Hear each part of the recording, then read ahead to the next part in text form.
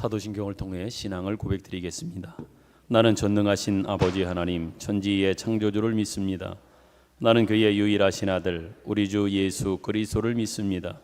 그는 성령으로 잉태되어 동정녀 마리아에게서 나시고 본디오 빌라도에게 고난을 받아 십자가에 못 박혀 죽으시고 장사된 지 사흘 만에 죽은 자 가운데서 다시 살아나셨으며 하늘에 오르시어 전능하신 아버지 하나님 우편에 앉아 계시다가 거기로부터 살아있는 자와 죽은 자를 심판하러 오십니다.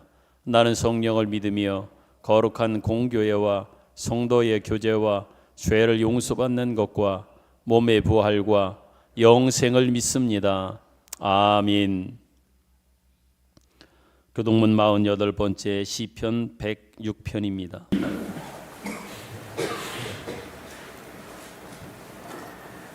여호와여 주의 백성에게 베푸시는 은혜로 나를 기억하시며 내가 주의 택하신 자가 형통함을 보고 주의 나라의 기쁨을 나누어 가지게 하사 우리가 우리의 조상들처럼 범죄하여 우리의 조상들이 애굽에 있을 때 주의 기이한 일들을 깨닫지 못하며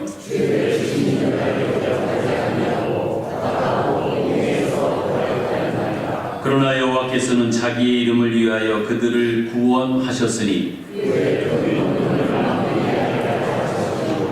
이에 홍해를 꾸짖으시니 곧 마르니 그들을 인도하여 바다 건너가기를 마치 광야를 지나감 같게 하사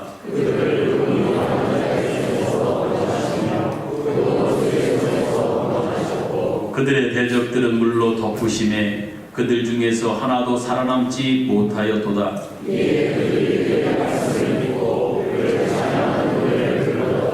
아멘. 앉으셔서 찬송가 312장을 부릅니다.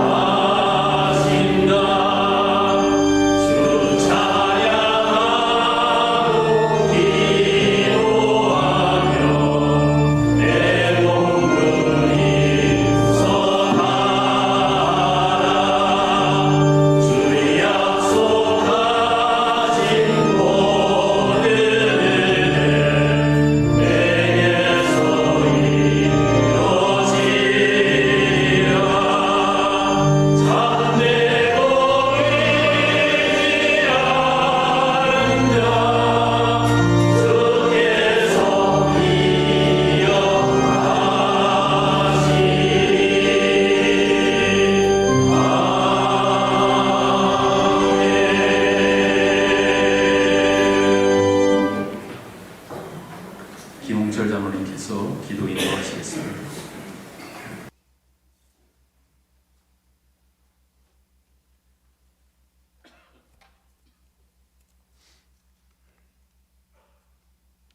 사랑과 은혜가 충만하신 거룩하신 하나님 아버지, 지난 한 주간도 하나님의 은혜 가운데 살게 하시고 복된 주일을 맞이하여 예배의 자리로 나올 수 있도록 인도하여 주시니 감사를 드립니다. 이 시간 하나님의 은혜를 입은 주의 백성들이 신령과 진정으로 하나님을 찬양과 경배로 예배 드릴 때에 성령님이 이곳에 임재하셔서 우리의 예배를 받아 주시옵소서. 사랑의 하나님, 2023년 올해도 어느덧 한 달여만을 남겨놓고 있습니다. 11월 마지막 주일 예배를 통해 지나간 시간을 정리하며 지난 날을 되돌아볼 때에 하나님 앞에 부끄러운 모습들이 너무나 많았음을 고백합니다. 이 생의 안목과 육신의 정욕을 충족하는데 우리의 인생을 허비했던 모습들을 회개합니다. 용서하여 주시옵고 남은 기간 동안 하나님께서 기뻐하시는 성령의 열매를 풍성하게 맺는 복된 날들이 되게 하여 주시옵소서. 내년 한 해는 경건의 목표를 세우고 믿음으로 정진하는 우리 교회 모든 성도님들 되기를 원합니다. 소망 없는 것들에 목매지 않고 주님만을 바라보는 믿음의 삶을 살게 하옵시고 영원 구원하는 일에 더욱 열심을 내어 하나님을 기쁘시게 하는 삶이 될 수 있도록 도와주시옵소서. 살아계신 하나님 아버지, 90년 전 이곳에 주님의 교회를 세우시고 하나님 나라를 확장하는 데 사명에 저희 교회를 사용하여 주시니 감사를 드립니다. 기도하옵기는 우리 교회가 이 지역에 많은 영혼들을 품고 주님 앞으로 인도할 수 있는 교회 되게 하옵소서. 가슴을 뛰게 하는 비전이 있는 교회가 되게 하옵소서. 생명력 있는 말씀으로 많은 영혼들을 살리는 구원의 방주가 되게 하여 주시옵소서. 또한 믿음으로 위로받고 성도의 교제를 통하여 주님의 사랑을 전하는 신앙 공동체가 되게 하여 주시옵소서. 자비로우신 하나님 아버지, 교회에 지체된 각 기관이 총회를 통하여 한 해를 결산하며 새로운 임원진을 세웁니다. 교회에 지체된 기관으로서 한 해를 잘 마무리할 수 있도록 은혜를 다하여 주시옵소서.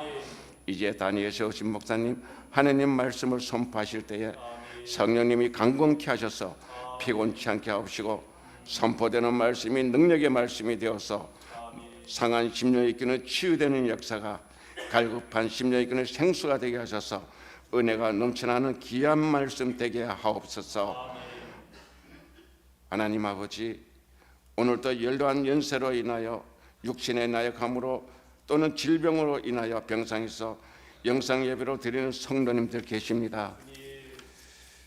성령님이 찾아가셔서 그들의 기도를 들으시고 동일한 은혜를 내려 주시옵소서. 예배를 위해 돕는 손길들을 기억하여 주셔서 복의 복을 다하여 주시옵고 하나님께 올려는 찬양대의 찬양을 기뻐 받아 주시옵기를 원하오며 이 모든 말씀 우리를 죄에서 구원하여 주신 예수님의 이름으로 기도하옵나이다. 아멘.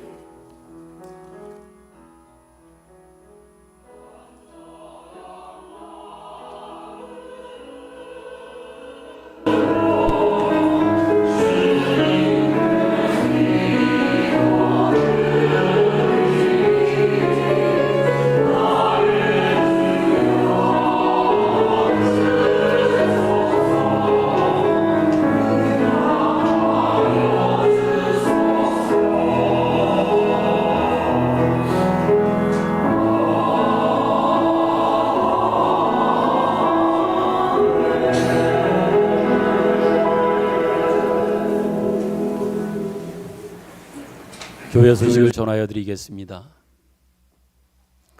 상주위원회의 광고는 여러분들이 주보를 잘 참조하시길 바라고요. 금제도 안드레 전도팀의 전도는 계속됩니다. 오늘이 2023년 교회 회기력으로 마지막 주일입니다. 각 기관의 정기 총회를 오늘까지 하시고 연말 보고서를 제출해 주시길 바랍니다. 보고서는 안내석에 있고요. 특별히 교육기관과 교회의 재정 지원을 받는 부서에서는 재정장부 금전 출납부를 잘 정리하셔서 다음 주일날까지 사무실로 제출해 주시기 바랍니다. 다음 주일 이후에 감사가 진행되도록 하겠습니다. 연말당회가 12월 9일 토요일날 인사와 예산 관련된 당회로 모이겠습니다. 12월 9일 토요일 오후 2시 올해는 목양실에서 진행하도록 하겠습니다. 다음 주부터 대림절입니다. 대림절이 어떤 절기인지는 주보에 잘 소개되어 왔습니다. 여러분들이 기억하시고 관련해서 이 기간 동안을 은혜 가운데 보내게 하기 위해서 제가 묵상 자료집을 준비해 놓았습니다. 안내 속에 있으니까 필요하신 분들은 가져가셔서 하루하루 말씀을 읽어가며 대림절을 잘 은혜 가운데 보내실 수 있기 바랍니다. 12월 예배 유언은 주 게시판을 참고하셔서 기도로에 준비해 주시기를 바라고요. 환우들을 위해서 여러분들이 계속 기도해 주실 것을 부탁을 드립니다. 특별히 여러분께 꼭 기도 부탁을 드립니다. 저희 교회 청년 가운데 전채린 청년 그리고 전현종 청년 오늘도 드럼 치고 있는데요.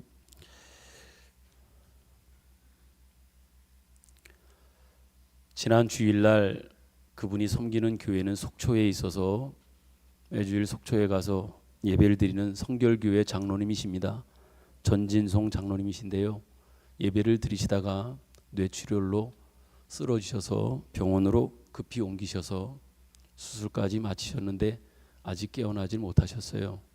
일주일이 지금만 딱 일주일이 지났는데도 아직 깨어나질 못했습니다. 위해서 여러분이 기도해 주셨으면 좋겠고요. 특이한 경우에는 열흘, 어떤 분은 한 달, 정말 특이한 경우에는 몇 달 후에도 깨어나시는 분이 있다고 하지만 가급적 빨리 깨어나는 것이 몸에도 건강에도 유익하리라 생각됩니다. 꼭 여러분들이 기억하시고 전진송 장로님입니다. 예배 드리시다가 갑자기 쓰러지셔서 119를 통해서 병원을 가고 바로 수술을 했는데 아직 깨어나지를 못하셨습니다. 꼭 기도해 주셨으면 좋겠습니다. 아들은 그 자리 지키기 위해서 오늘도 나와서 드럼을 치면서 예배 자리를 지켜가고 있는 모습이 보면서 마음이 울컥하기도 하고 짠하기도 했습니다. 우리 현종이 청년 또 채린이 선생 너무 잘 섬기고 있는데 위해서 꼭 기도해 주셨으면 좋겠습니다. 결혼 소식이 있습니다. 김세철 이강의 성도님의 아들 김태익 군이 김인선 집사님의 손자입니다. 이번 주 토요일 날 12시에 아모르 웨딩홀 태장동에 있는 웨딩홀에서 결혼 예식이 있습니다. 혹시 교통이 불편하신 분은 교회로 11시에 오시면 함께 모시고 갈 수 있도록 그렇게 하겠습니다. 많은 분들이 가셔서 축하해 주셨으면 좋겠습니다. 권사의 정기총회가 오늘 난예배우 본당에서 이남전도의 정기총회가 난예배우 남전도에서 진행됩니다. 꼭 기억하셔서 참여해 주시길 부탁하고요. 한 가지 감사한 거는 지난주에 있었던 바자회에 전 교인이 적극적으로 협력해 주시고 도움 주셔서 은혜 가운데 잘 마쳤고요. 그러는 중에 이익금이 수익금이 여러분들이 오시면서 보셨겠지만 안내석에 관련된 자료가 있는데요. 340여만 원의 수익금이 생겼다고 합니다. 그래서 주차장 구입하는데 2평 정도의 값입니다. 애써 주시고 수고해 주신 모든 분들 특별히 4, 5, 6 여전도회 회장님과 임원들께 감사하다고 하는 말씀을 드리겠습니다. 첨언해서 지난주에 바자회를 끝내고 남은 의류가 있다고 합니다. 의류가 비전센터 1층에 있는데요. 오늘 2시까지 필요하신 분이 있으면 그냥 무료로 가져가실 수 있다고 합니다. 가셔서 혹시 본인이 필요한 거 있으면 무료라고 하니까 가져다가 잘 사용하셨으면 좋겠습니다. 덧붙여서 교회 주차장 확장을 위해서 헌금을 제가 말씀을 드렸고 여러분들이 동참해 주셔서 고맙습니다. 오늘도 어떤 분이 이렇게 상당한 금액을 담아가지고 직접 저에게 찾아오셔서 이거를 준비했다고 가져오신 분이 있습니다. 제가 어제까지 파악한 바로는 작정하시고 또 교회 통장으로 헌금하신 분이 여전도에 2평을 빼고도 8분이 계십니다. 그래서 지금 10평, 64평 중에 10평은 해결됐습니다. 1,700만 원 정도가 지금 모아진 건데요. 감사하게 생각하고요. 오늘도 아마 있으리라 생각되어지고 여기도 있는 것처럼 앞으로 여러분들이 위해서 같이 기도해 주시고 잘 해결되리라 그렇게 믿고 기도해 주셨으면 좋겠습니다.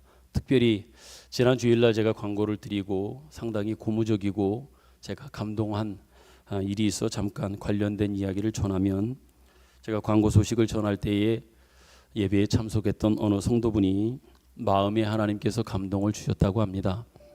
그런데 그 감동이 집에 돌아가면 또 한 주간을 지내고 나면 상실되어질까 봐 자기 마음에 주신 하나님의 은혜가 너무 크고 귀한데 그것을 한 주간의 시간이라고 하는 것들을 보내다가 상실되거나 잃어버리거나 까먹을까 봐 미리 저를 찾아왔다고 하는 분이 몇 분 있었습니다.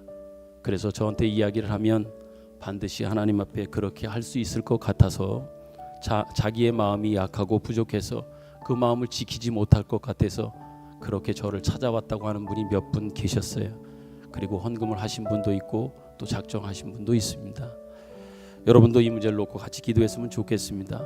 정말 어려운 늘 매 주일마다 주차장 문제 때문에 고민하고 있는 이 현실 속에서 우리에게 어쩌면 좋은 과제로 숙제로 주셨다 생각합니다.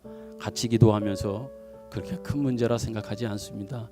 잘 해결하고 풀어갔으면 좋겠다. 꼭 기도해 달라고 하는 말씀을 여러분들께 드리겠습니다. 이미 헌금하신 분이나 작정하신 분은 나중에 정리해서 주보를 통해서 일목요연하게 정리하여 알려드리도록 그렇게 하겠습니다. 특별히 오늘 오후에는요, 규례교회가 70주년이 되었는데 오늘 성전 봉헌 예식과 더불어 베트남에 교회를 개척하고 거기에 선교비로 건축 헌금을 전달하는 그러한 예식이 있어서 오후 2시에 하는 관계로 제가 오후에 거기를 다녀오게 됩니다. 그렇게 아시고 오후 예배는 부목사님께서 말씀을 전하시도록 하겠습니다. 그 외의 것들은 여러분 주보를 잘 참조하시고 같이 우리 축복송 부르도록 하겠습니다. 평화 하나님의 평강이 당신의 삶에 넘쳐나기를.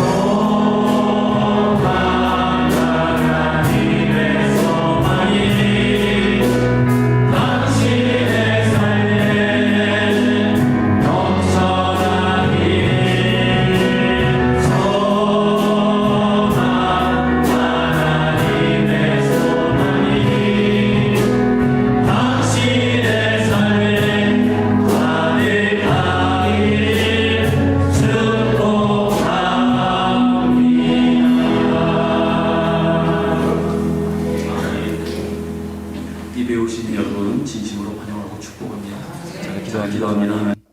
너무 감사합니다. 11월 마지막 째 주일, 지난 12월 첫 번째 주일부터 시작되어진 2023년 한 회기 동안 처음부터 지금 이 시간까지, 이 마지막 순간까지 우리에게 은혜 베푸시며 우리를 사랑해 주시니 참 감사합니다. 부족하고 연약함을 넘어선 하나님의 사랑이 더 커서 우리를 여기까지 인도하시고 붙들어 주셨으므로 인하여 감사를 드립니다. 다시 시작함에 있어서 하나님 앞에 송구한 마음밖에는 없지만 그도 하나님의 사랑을 믿고 다시 시작하려고 합니다. 지난 시간보다, 지난해보다, 어제보다 더 나은 내일을 위해서 오늘을 살겠습니다. 그리고 내일을 위하여 오늘에 성실하게 신실한 마음으로 살아가기를 하나님 앞에 고백합니다. 힘 주셔서 반복되는 실수와 연약함과 실패가 있지만 하나님은 그 실패마저도 가지고 일하셔서 승리를 만들어내며 죽음을 통해서 오히려 부활을 만들어내신 역사를 통하여 어떤 것이든 하실 수 있다고 하는 것들을 우리에게 보여주시니 알려주시니 감사합니다. 그러한 주님의 능력과 은혜를 믿고 나아가기를 원합니다. 힘 주옵소서. 더 잘하겠습니다. 더 하나님을 잘 섬기고 더 성숙한 모습으로 하나님을 섬기는 모습으로 교회와 성도들이 서도록 하겠습니다. 또한 각자가 그러한 모습으로 하나님 앞에 서기를 원합니다. 붙들어 주옵소서. 특별히 이 시간에도 기도합니다. 원치 않은 질고와 병환과 또한 사고와 문제 때문에 고민하고 힘들어하는 분들이 있습니다. 지난 한 해 동안 하나님이 붙들어 주셔서 고통 속에서도 그 생명 연장 시켜주심과 붙들어 주심 속에 여기까지 왔습니다. 하나님의 은혜입니다. 다시 시작되는 새로운 회기도, 다시 시작하는 내일도, 또 새로운 한 해도 하나님의 은혜를 바라보고 그 모든 분들이 나아가게 하시며 살아갈 수 있도록 도와주옵소서. 주님이 진정 희망이 되고 소망이 되어 바라보고 의지하면서 그 힘든 시간들을, 고통의 시간들을 이겨낼 수 있도록 은혜를 베풀어 주시옵소서. 의술적 한계가 있고 제한이 있어서 그럼에도 불구하고 하나님은 제한이 없음을 알기 때문에 바라보고 의지하며 소망하면서 그렇게 내일을 기다리고 있는, 오늘을 살고 있는 분들에게 하나님 더 하나님이 희망 되어 주시고 그 희망을 놓지 않도록 붙잡아 주옵소서. 특별히 우리 사랑하는 청년들의 아빠 전진송 장로님,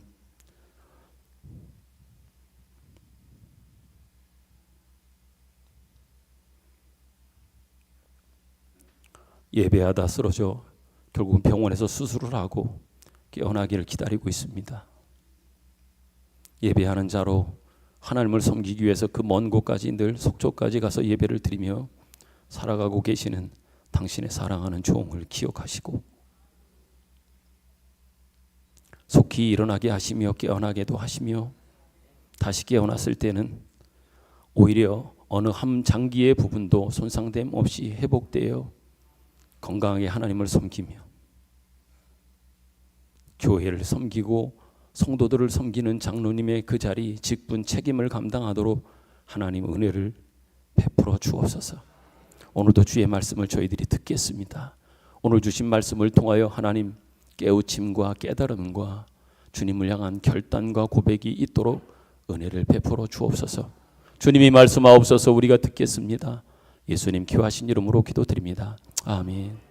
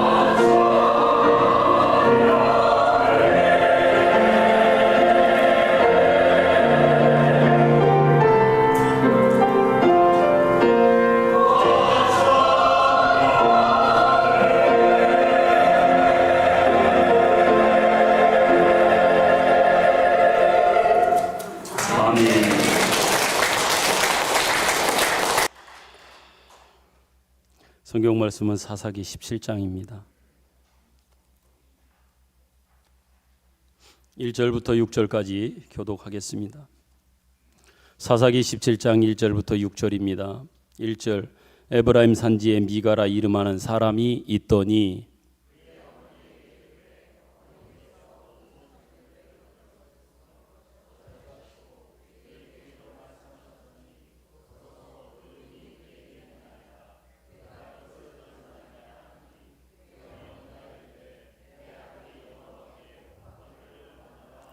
미가가 은 1,100을 그의 어머니에게로 도로 주매 그의 어머니가 이르되 내가 내 아들을 위하여 한 신상을 새기며 한 신상을 부어 만들기 위해 내 손에서 이 은을 여호와께 거룩히 드리노라. 그러므로 내가 이제 은을 내게 도로 주리라.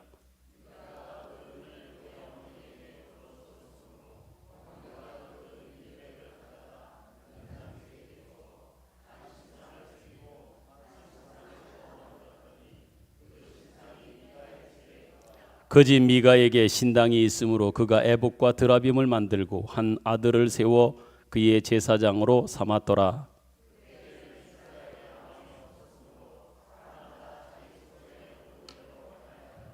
아멘.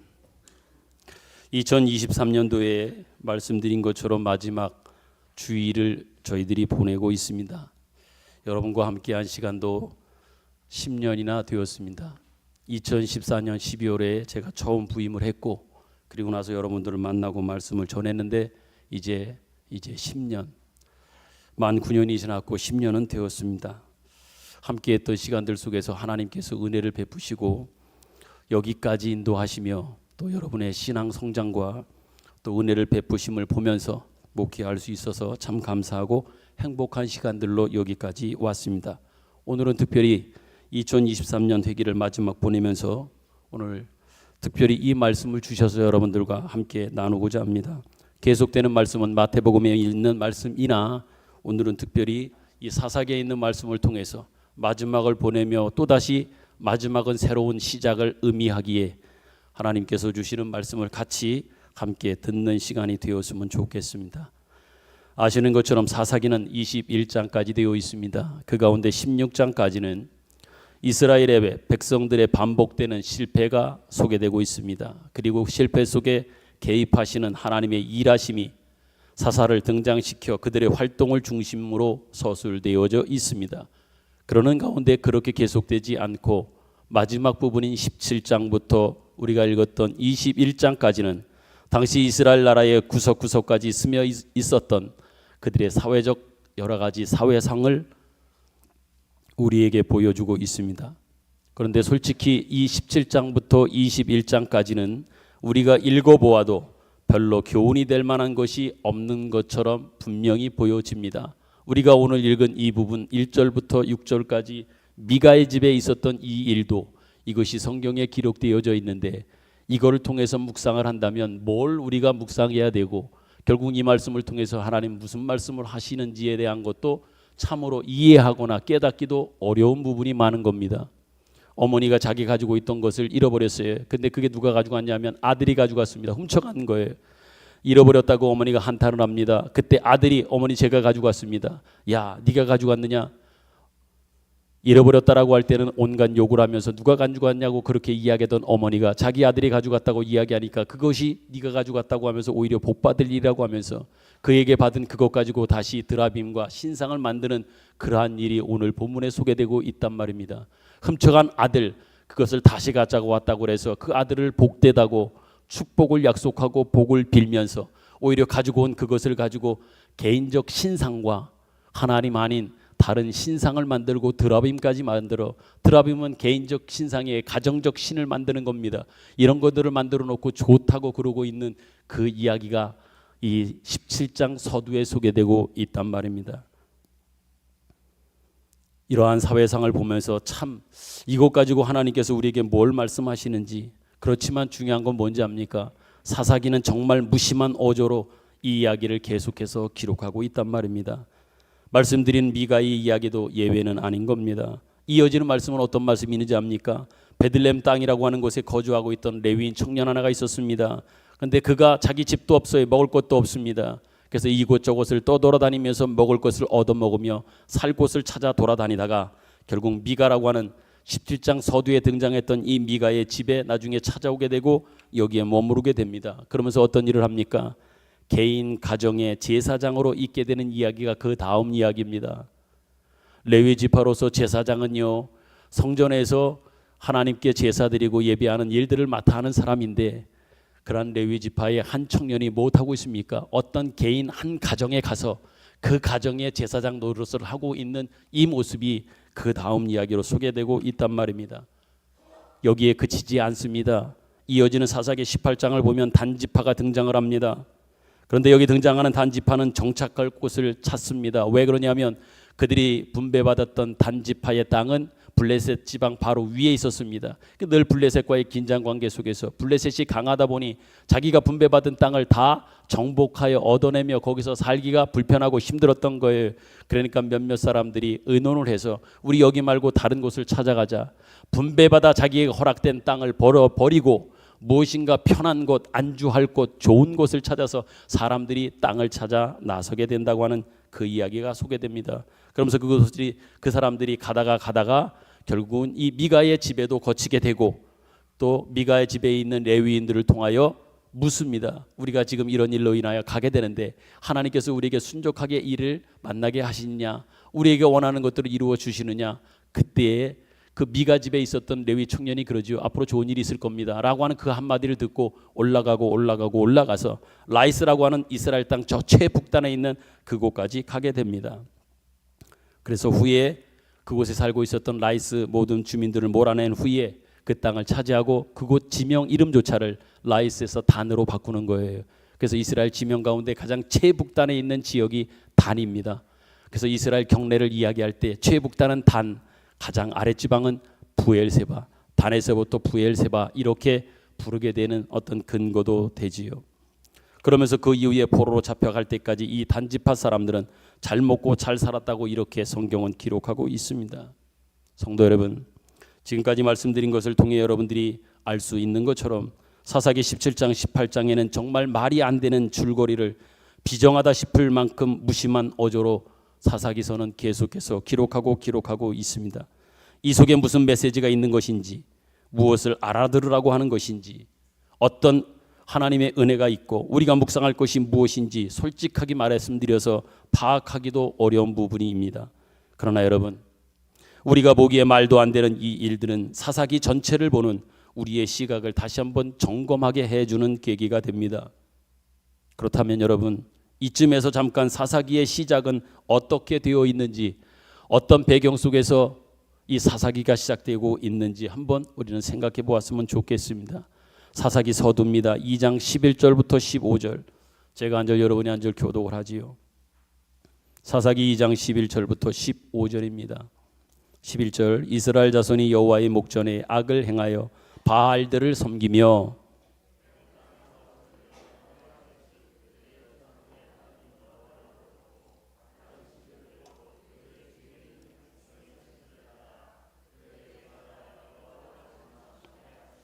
곧 그들이 여호와를 버리고 바알과 아스타롯을 섬겼으므로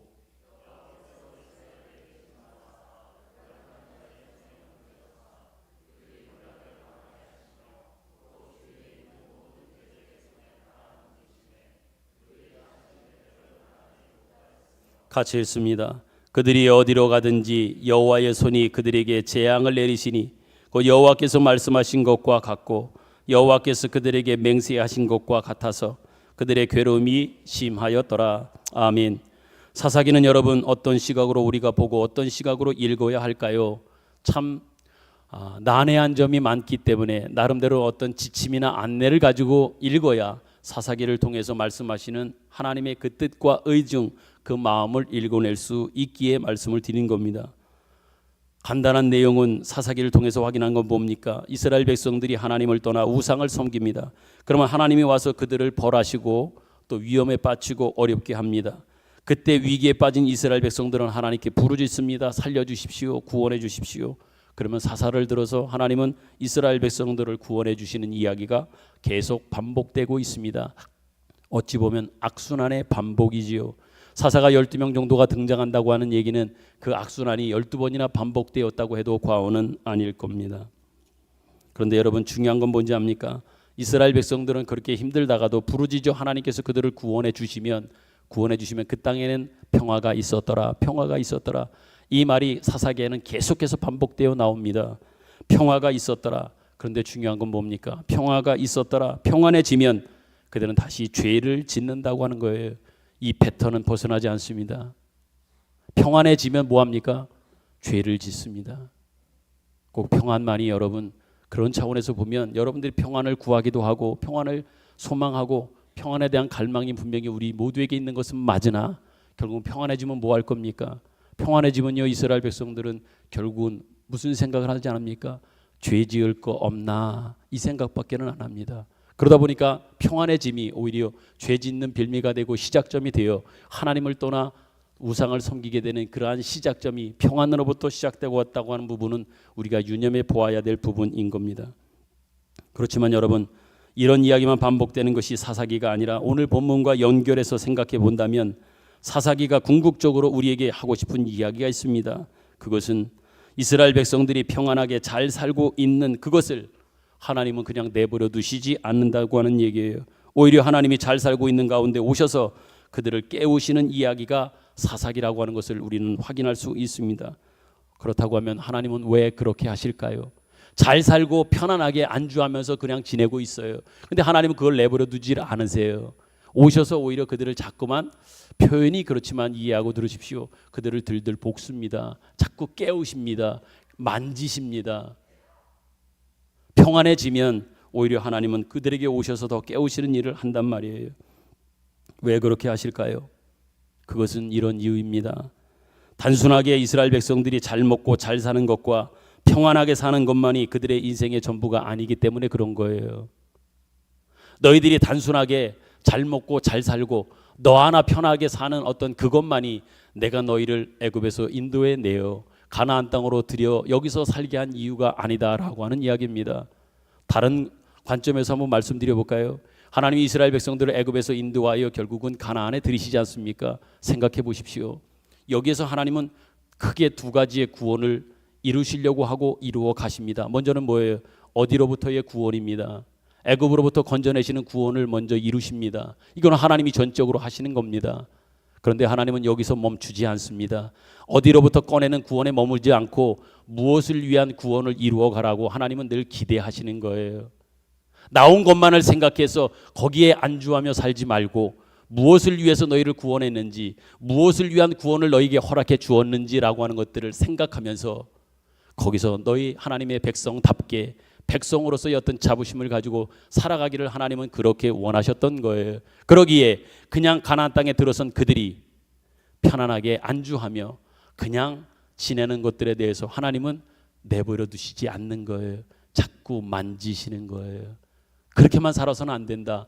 그 다음이 있다. 그 다음이 있다. 더 큰 것이 있고 더 넓은 것이 있으며 하나님 세계에 그 놀랍고 귀한 것들을 너희들이 보고 너희들이 누리며 너희들이 증거하며 다른 사람에게 나눠줄 엄청난 무엇을 향한 그 구원을 이루어가며 살기를 하나님은 그렇게 원하셨던 거예요. 그런데 이스라엘 백성들은 그 다음을 생각하지 않는 거예요.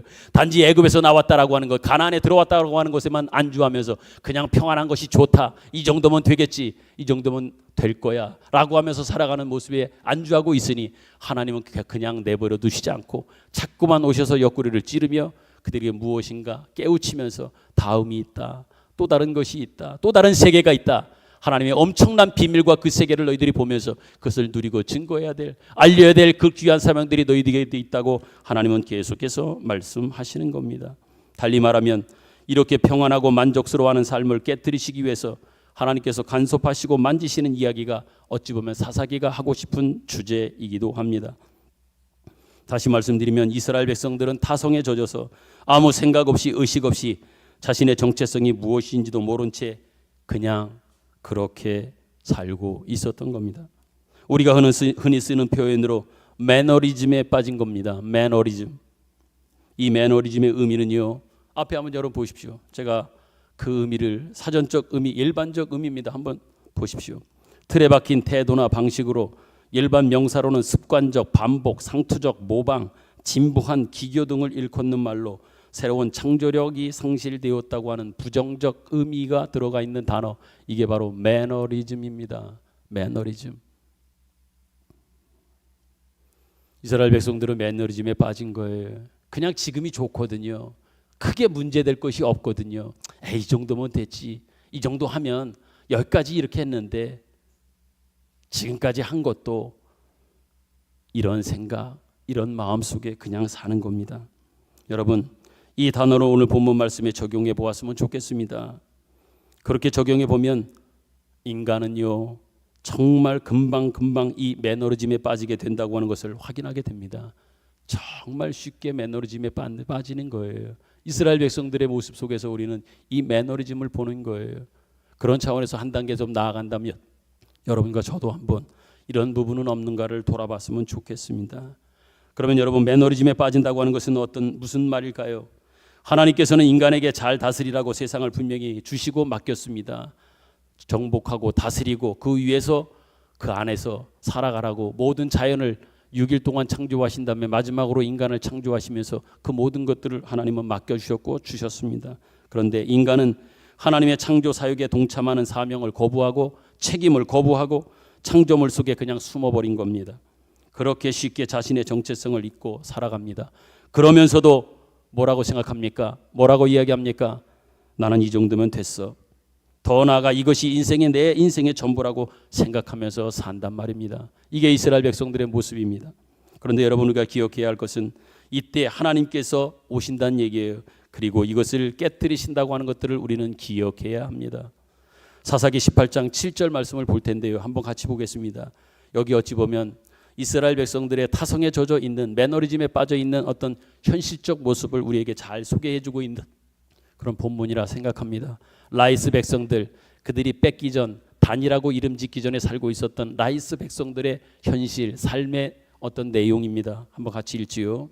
18장 7절 시작. 이에 5 사람이 떠나 라이스에 이르러 거기 있는 백성을 본즉 염려 없이 거주하며 시돈 사람들이 사는 것처럼 평온하며 안전하니 그 땅에는 부족한 것이 없으며 부를 누리며 시돈 사람들과 거리가 멀고 어떤 사람과도 상종하지 아니함이라. 아멘. 이것이 타성에 젖어 사는 모습이요, 다시 말씀드리지만 매너리즘에 빠진 겁니다. 염려 없습니다. 평온합니다. 안전하게 살고 있습니다. 그냥 이 정도 신앙생활하는데 큰 지장도 없어요. 어려움도 없습니다. 누가 뭐라 그러는 사람도 없습니다. 그냥 그렇게 더 나아가지 않고 더 열심히 있게 살지 않아도 내게 미쳐지는 내 삶 속에서 어떤 부족함이나 또 어려움이나 이런 것들도 못 느끼면서 그냥 그렇게 사는 겁니다. 다른 소원이 없습니다. 달리 말하면 하나님이 목적하신 정체성, 당신의 영광을 지닌 백성으로서의 정체성에 대해서 책임적인 자세나 이해가 없는 겁니다. 그저 평안하게 사는 것이 인생의 전부입니다. 그러나 하나님은 여러분 분명히 기억하십시오. 이런 사람을 그냥 내버려 두지 않습니다. 계속해서 오십니다. 그리고 옆구리를 찌르십니다. 그 삶을 깨뜨리십니다. 이것이 사사기 내내 반복되는 싸움이란 말입니다. 그렇다면 여러분, 이런 매너리즘, 즉 타성에 젖어 살지 않기 위해서는 우리가 어떻게 해야 될까? 그것은 각자의 정체성을 발견하는 것이 중요합니다. 내가 누구냐? 내가 누구냐? 나에게 베푸신 하나님의 은혜가 무엇이냐? 어떻게 나에게 구원의 은혜를 베푸셨고 구원을 통하여 나에게 허락하신 것이 무엇이냐라고 하는 각자에게 허락하신 정체성을 발견하고 이해하는 것이 참으로 필요합니다. 그래야 타성에 젖지 않고 매너리즘에 빠지지 않을 수 있는 거예요. 다시 말해서 자신이 누구인지를 깨달아 인생이라고 하는 구체적 현상을 우리가 그 현장 속에서 살아내는 것들이 필요하다는 말씀을 드립니다. 만약 이 사실을 모른 채 그저 편한 것만, 좋은 것만, 크게 걱정할 것도 없고 염려할 것도 없으니까 이것만 생각하고 더 나아가서 행여나 조금 여유가 생기니까 뭐합니까? 남의 이야기만 합니다. 수근수근 대면서 남의 이야기를 하고 남의 이야기를 듣고 비평하고 평론하고 하는 심사위원으로만 살아서는 안 된다고 하는 이야기입니다. 한 걸음 더 나아가서 하나님께서는 적극적으로 우리에게 말씀하고 심지어 명령하고 계십니다. 우리의 삶은 세상적인 삶과 다르다.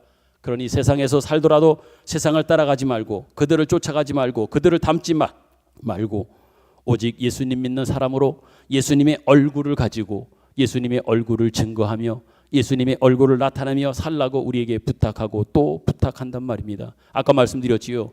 어디로부터 구원에만 머물러서는 안 된다는 얘기예요. 이스라엘 백성들에게 그걸 자꾸만 충고하시는 거예요. 명령하시는 거예요. 거기만 머물러 있지 말아라. 무엇을 위해서, 무엇을 향해서 내가 너희를 구원했는지를 생각하면서 그 땅에서 살면서 너희들이 살았으면 좋겠다. 하나님은 끊임없이 도전하고 계신 겁니다.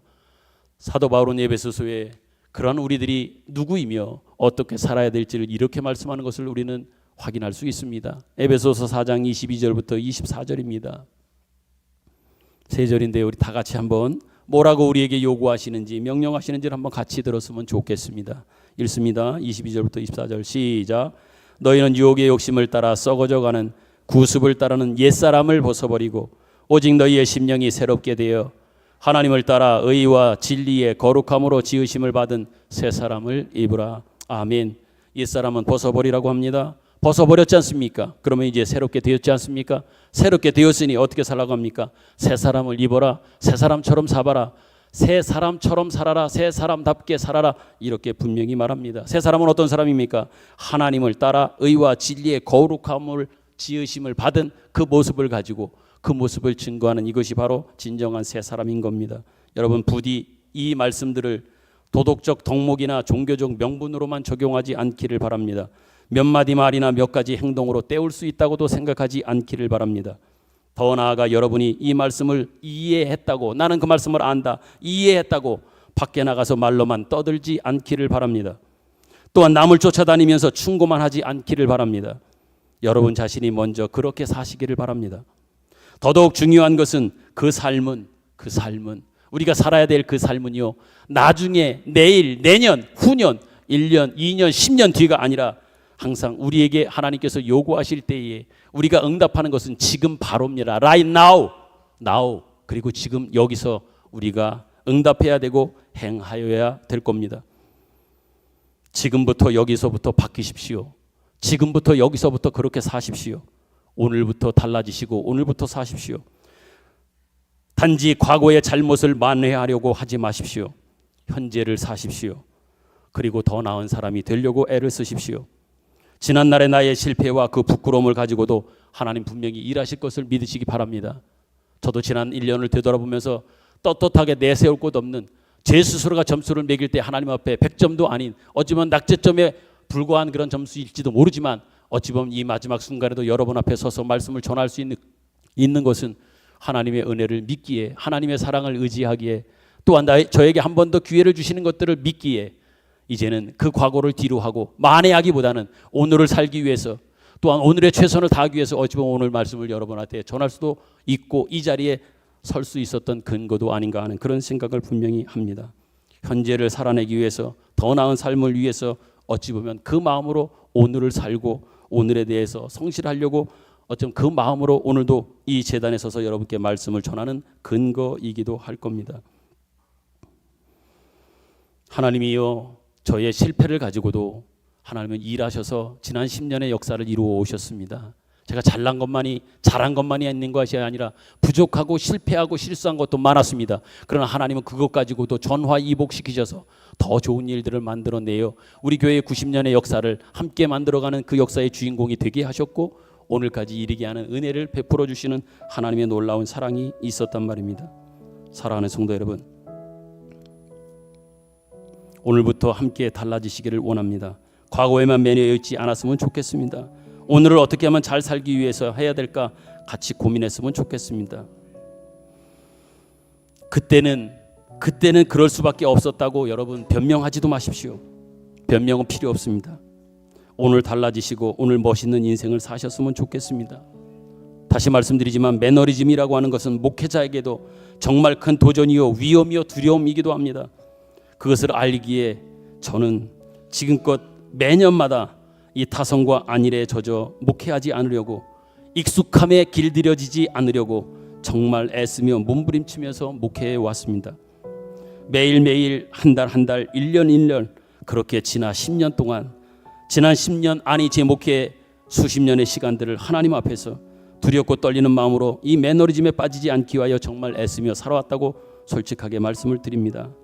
이제 말씀을 맺으면서 저는 여러분들께 아주 구체적인 이 매너리즘에 빠져 있는 행태 가운데 혹시 여러분이나 저나 이런 부분이 있다고 하면 같이 회복하고 온전히 서기 위한 차원에서 우리가 정말 극복해야 할 구체적이고 직접적인 도전을 오늘은 직접 여러분들께 말씀을 드리겠습니다. 그리고 말씀을 맺겠습니다. 혹시나 여러분들의 신앙 행태의 모습 중에 타성과 안일에 젖어 있는 매너리즘 요소가 있다고 하면 오늘 결단하시고 하루속히 빨리 벗어나시고 극복할 수 있기를 간절히 소원하는 마음으로 말씀을 드립니다. 먼저 예배입니다. 예배에 있어서 지금껏 주일 낮 예배만 드린 분이 있다면 이제는 주일 오후 예배를 드리십시오. 주일 오후 예배를 드리신 분들이 있다면 수요 예배를 드리십시오. 수요 예배도 드리신 분이라면 새벽 기도를 하십시오. 새벽 기도 어렵습니다. 일주일 내내 하는 것이 어렵다면 하루부터 시작하시면 돼요. 일주일에 단 하루만이라도 여러분들이 새벽 기도를 시작하란 말이에요. 그럼 일주일 하는 것은 나중에 훈련되어지면 자연스럽게 할 수 있는 겁니다. 성경을 읽는 것도 마찬가지입니다. 성경을 읽지 않으신 분이 있다면 이제부터 읽기를 시작하십시오. 하루에 한 장을 읽는 사람이 있었다면 2장으로 늘려보십시오. 여러분들 분명히 쉽지는 않을 겁니다. 아시는 것처럼 살 빼는 게 진짜 어렵습니다. 해보셔서 알겠지만 가장 늦게 빠지고 힘들게 빠지는 부분이 어디냐면 배입니다. 뱃살이에요.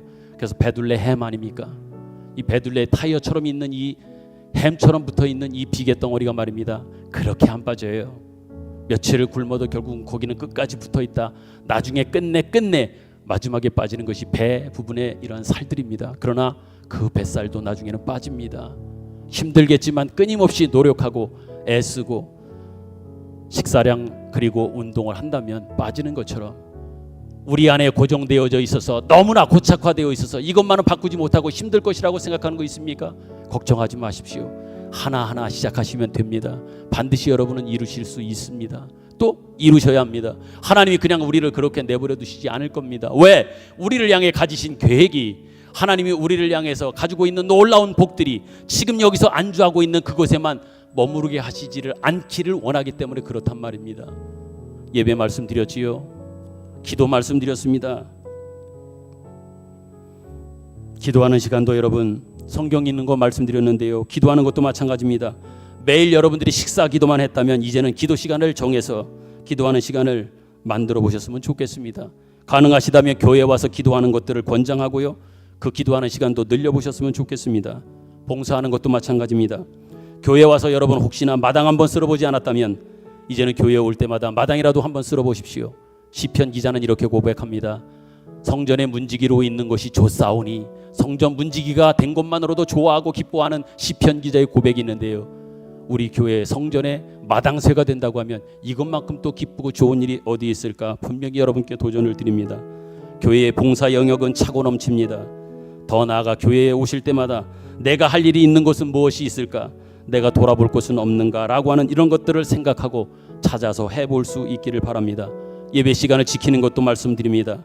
지금까지 예배 시간을 온전히 지키지 않았다면, 아니 습관적으로 늦는 것을 일상화했다면 이제는 하나님 앞에서 정말 온전한 마음으로 호람대오의 심정과 마음으로 하나님 앞에 예배하는 예배를 드리는 그런 우리 성도들이 되기를 원합니다. 이외에도 많이 있겠지만 시간 관계상 제가 마지막 이 한 가지만 드리고 말씀을 맺겠습니다. 마지막입니다. 교회에 와서 주차장을 이용하는 것도 마찬가지입니다.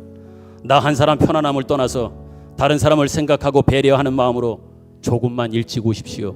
2분 3분만 일찍 오면 됩니다.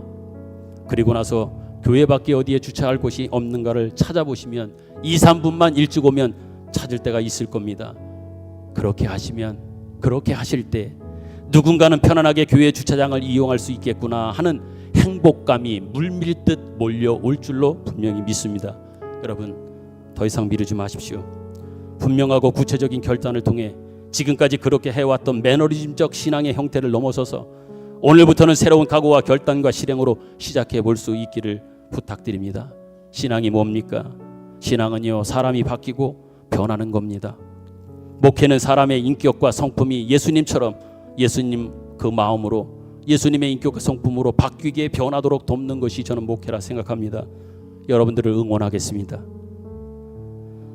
여러분, 이 일은 나 개인적 단순한 신앙 성장뿐만 아니라 내가 변하는 것뿐만 아니라 더 나아가서 우리 교회가 더욱더 성숙한 모습으로 굳게 서는데 밑거름이 되리라 분명히 믿습니다. 90년을 넘어섰습니다.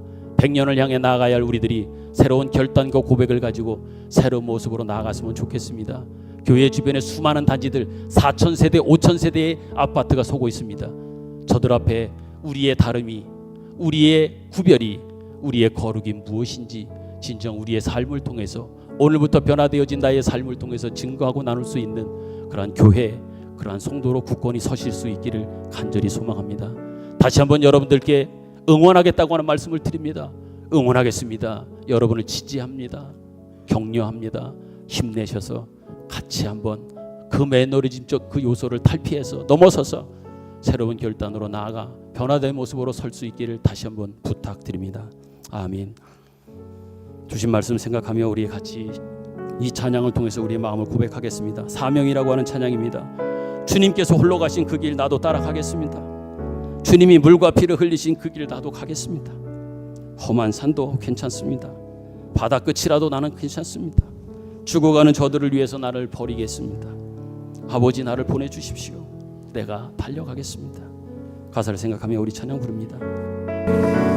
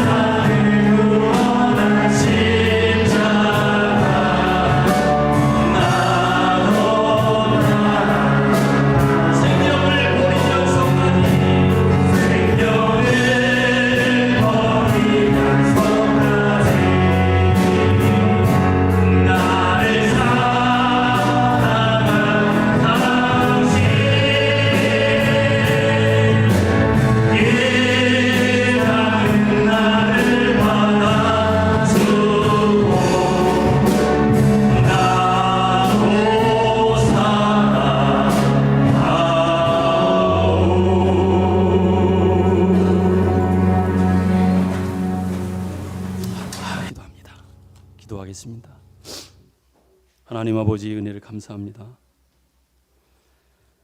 이제 가슴을 펴고 우리에게 허락해 준 인생을 살겠습니다. 우리가 우리 가족, 이웃, 믿음의 식구들과 더 나아가 우리나라 이 시대 앞에서 정말 멋있게 살겠습니다. 하나님께서 우리 인생에 함께 하셔서 우리에게 어떤 영광과 영예를 입히시는지 그것을 자랑하고 나누며 살겠습니다. 주님, 힘 주옵소서. 은혜를 내려 주옵소서. 덧붙여서 하나님 앞에 고백하기는, 하나님 아버지 죄송합니다. 하나님 아버지 잘못했습니다. 잘한다라고 하는 고백이나 명분이나 말은 있었음에도 결론적으로 볼 때 하나님 앞에 늘 부끄러운 모습밖에 없는 저희들입니다. 그러나 하나님, 한 회기를 보내고 다시 새로운 회기를 맞으며 또 새로운 한 해를 맞으며 또다시 우리에게 주신 오늘을 우리가 살 때에 지금까지의 다성과 안위를 넘어서서 이 매너리즘을 넘어서서 새로운 모습으로 새로운 결단으로 하나님 앞에 나아가겠습니다. 힘을 주옵소서. 잘 감당할 수 있도록 은혜를 베풀어 주옵소서. 정말 더 잘 살아보겠습니다. 정말 더 열심히 살아보겠습니다. 믿음으로 살겠습니다. 힘을 주옵소서. 우리를 응원하시는 주님을 바라보고 소망하면서 걸어가겠습니다. 붙들어 주옵소서. 정성된 마음으로 예물을 주님 앞에 봉헌했습니다. 하나님 받아 주옵소서. 특별히 하나님의 마음의 주심과 감동을 따라 교회의 수건 사업으로 하나님 풀게 하시기 위해서 기도의 제목으로 주셨고, 여전도 회원들을 통해서 그 마음을 십시일반 그 작은 것들이 모여 2평까지도 사게 하셨고, 이제 나머지도 이루게 하시려고 많은 분들의 그 마음을 움직여 귀한 예물을 봉헌한 분들이 많이 계십니다. 하나님, 그 귀한 것을, 그 큰 것을 담아 하나님 앞에 드리기까지 주셨던 그 마음의 순종을 따라 하나님 앞에 드렸습니다. 그 가정에 하시는 일에 재정적 어려움이 없도록 하나님 도우시고 오히려 필요를 따라 공급해 주시는 하나님의 은혜로 덧입혀 주옵소서. 이제는 우리 구주 예수 그리스도의 은혜와 하나님 아버지의 사랑하심과 성령님의 감화 감동 교통하심의 은혜가 말씀 듣고 돌아가는 우리 모두 가운데 영원토록 함께 계시기를 축원합니다. 아멘.